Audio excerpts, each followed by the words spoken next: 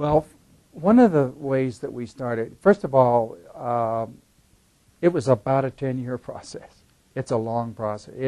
They're not easy. The criteria, 7 levels that you're really working with, non-prescriptive, which is very important. In other words, none of this business of a researcher saying, oh, this is what you have to do and this is how you do it and so on and so forth. No, but the criteria behind that is derived from every single year after the companies that apply for the recognition. Then all the examiners come in for a meeting and they look at all of the data from the winners of that Malcolm Baldridge Award and what did they learn. For instance, when we saw a tremendous amount of horrible things going on in the corporate world, lack of ethics that we saw. We're experiencing some of those issues even now in our financial markets and things like that. Well, what did Malcolm Baldridge, the criteria, what did the National Institute of Standards and Technology initiate? Well, there's a section now under leadership on ethics, that if you're going to be a top performing company, a top performing organization, what are your ethics? You should be able to talk about that. And what do you hold yourself accountable for in terms of, that's just one avenue of things, how they change. And then the criteria gets a little bit more difficult every year as the examiners find other ways that we can hold people accountable to that criteria. But as a school system, we started looking at that criteria. We started working with our classroom teachers.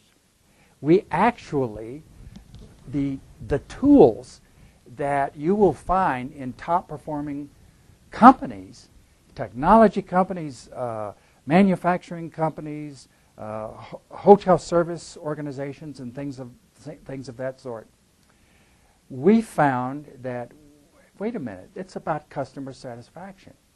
So our biggest issue was getting teachers, bus drivers, every person, we had 2,300 employees, getting them to understand, you know what? We have a customer. We really do. And who is that customer? Well, that customer is paying a pretty good size tax bill on their home, and what are they getting in return? So our job, we started saying, well, we need to speak to those customers and show them and start collecting customer satisfaction data. And the key thing about Malcolm Baldridge is this: results. You as a school system, Dan, you no longer say, a principal no longer says to the superintendent or the assistant superintendent, well, I initiated this, I implemented this, and I implemented this, and I implemented that. Well, I'm sorry, did you get results?